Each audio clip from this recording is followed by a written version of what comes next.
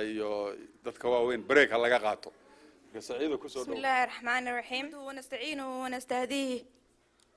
wa nastaghfiruhu wa na'uudhu billahi min shururi anfusina wa min sayyi'ati a'malina man yahdihillahu fala mudilla lahu wa man yudlil fala hadiya lahu wa ashhadu an la ilaha illa Allah waliyyus salihin wa ashhadu anna Muhammadan 'abduhu wa rasuluhu amma ba'du awalan assalamu alaykum wa rahmatullahi wa barakatuh salaan kadib Allah subhanahu wa ta'ala ayaa wuxuu leeyahay mahad aad u balaaran mahad aan halkan ku soo koobi karin isugu keenay intaas oo dad walaalo ah oo mabda'oodu hal yahay sidii qarannimo wadankoodii bal hadda lama dhalin karo bal iska doondoono dadkeenii hore sidii u sameyn jireen qarannimadii ay u dhaliyeen iyo wixii ay u soo mareen bal in la xasuusiyo dibkii waxaas loo soo maray wax maana yaani in lagu baabi'iyo aad baan ugu faraxsanahay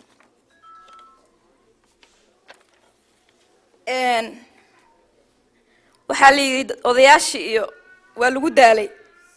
marka ana islaan kale ahay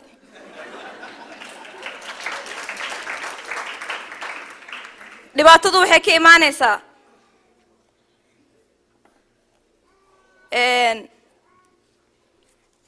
wax badan idinkama yiri maybe 2 sano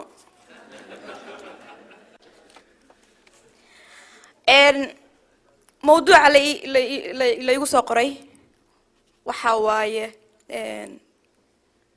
doorkii dhalinyaradu ay ka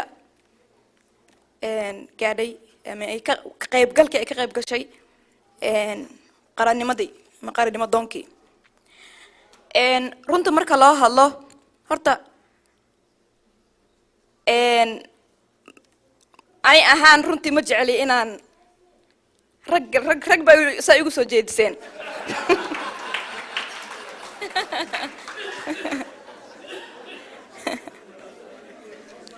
marka hadalkii aa hadda iga soo bixi la haddaan wax qaso marka cafwan runta marka loo hadlo wadankii dhalinyaradu wax badan bay ka geysatay marka loo hadlo reality-gana dhalinyaradu waxa waa laf dhabartii Soomaaliya SYL dadkii dhaliyay waxay ahaayeen 13 dhalinyaro ah oo Soomaaliyeed oo dabcan aqoontooduna xataa aysan gaarsiisnayn laakiin Soomaalinimada markaas ay ku taagan iyo maxay ahayd wanaagga ay u qabeen magaca Soomaalinimo in nin sidii ay Faadumo Jibriil ay lahayd waxaan moodo dubkiinu ka dhacay oo baras uu ku dhacay in uu maxay ahayd uu ku gumaysto oo yiraahdo waxa waay waa lagu canshuurayaa ay ka hididowloodeen ayaga oo Soomaali ah oo wadankoodii jooga in la canshuuro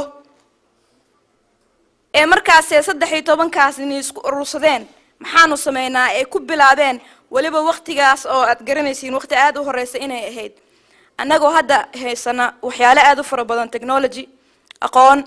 waxbarasho system kale ta aragnay dad kale isay u dhaqmayaan aragnay aanu isla fahmi weynay waa arin aad cajiib ah runta marka loo hadlo marka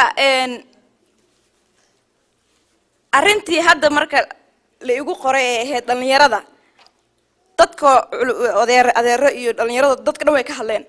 waxaan rabaa inaan dib uga baxo oo ayadoo raali laga yahay mawduuci la dirsaday reality-ga marka loo hadlo wixii ka dambeeyay dagaalkii dadkii sidaas ahaayee dhalinyaradaas ahaayee fikradaas ay ku duugneyd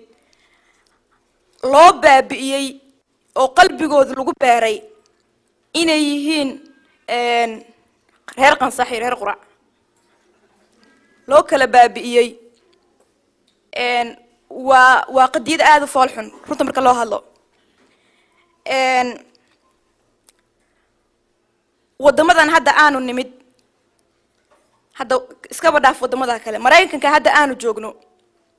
qofka US citizen haduu qaato waa US citizen kan ma indha yara xataa haday rabaan inay isku dhahaan sireer magaalnimo bay iskugu dhahaan أنا جو مسلم هل language كهذا الله فوقينه إنه فهم وايي إن الصوماليين هي الصوماليين مهمة ده إنهم مقويدو أدونك أفرتي سقيبة نلاك القيبيو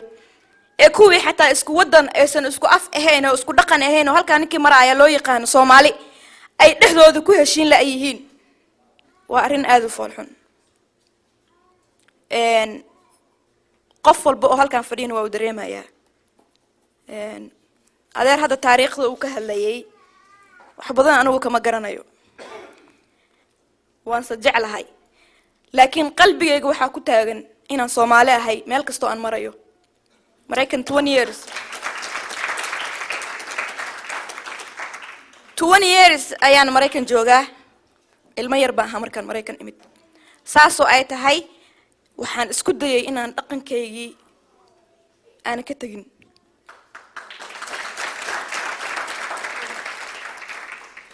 إن dhalinyaradi marka sidaas ahayd yani Soomaaliya maanta meesha ay taagan tahay dadka waayeelka huwa maskaxdii bay ahaayeen laakiin dadka xooga ah wax loo diriyo dhalinyaradi bay ahayd dhalinyaradu wanaagna way keentaa xumaana way keentaa hadii wanaag loo horseedo wanaag bay keentaa hadii si aan wanaag loo horseedin waxa way xoog bay haysaa energy bay haysaa waxay ku isbangareeyaan bay rabaan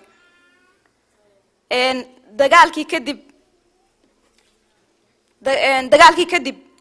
waa la socdaa dhalinyaradii soo qaxday dhibaatooyinka ay geysteen bal iska dhaaf adduunka intiisa kale Mareykan Minneapolis kaliya hadda waxa dhibaato naga haysata waxaan weligeen arkin xataa dhalinyaro aan college gaarin oo gabdhihii gadanaya magaalada nala jooga waa qadiyad aad u falxun waxa laga hadlayay wadan inuu baaba'ay ahayd balse bulshadii baaba'day bulsho haday baaba'dana wadan ma jiro marka arintaas inay tahay arin aad u muhiim ah waqtigeygana aad ayuu u yar yahay waaba iga dhamaaday in arintaas la ogaado dhalinyaradu inay tahay laf dhabartii bulshada Soomaaliyeed waayeelkeena iyo dadkeena culimmadaahi maskaxdii iyo cilmiga ku jiray waxa loogu talagalay inay u haraan ee anfacaan dadka daayarta ah soo koraya ee rabo bulshadii Soomaaliyeed inay iyagu gacan u noqdaan oo qabsadaan haddii marka taa la waayo oo dhalinyaradii fursada la siin waayo ee guryihii laga ceeriyo ee maxay ahayd meel kasta ay marayaan wax khamra cabaayo iyo gabdhaha xataa maamada wax kasta la arkay yaa la rabaa markii inay soo celiyaan dadkaas waxay u baahan yihiin waa dadkeena meesha fadhiya maanta ee gartay inay bal isku yimaadaan ayagoon dabaaldega muhiim waa laakiin maxaa loo dabaaldegaa wixii la sameeyay wanaaga ahaa ee qarannimada ahaa ee quruxda ay ku jirtay maanta halkan ayaa looga tagay wadankan baanu ka fadhinaa maxay ahayd masaajidadeeni iyo meelaheeni wanaagsanaa xataa aanan maxay ahayd aanan ku heshin karin iska dhaaf adigu wixii kale reality-ga marka loo hadlo Soomaaliya hal baan nahay hal af baan ku hadalaa hal language baan leenahay hal dhaqan baan leenahay ha idin muuqato Soomaalinimadu ee idin muuqan qabiilka iyo waxaan qurunka ay la sheegayo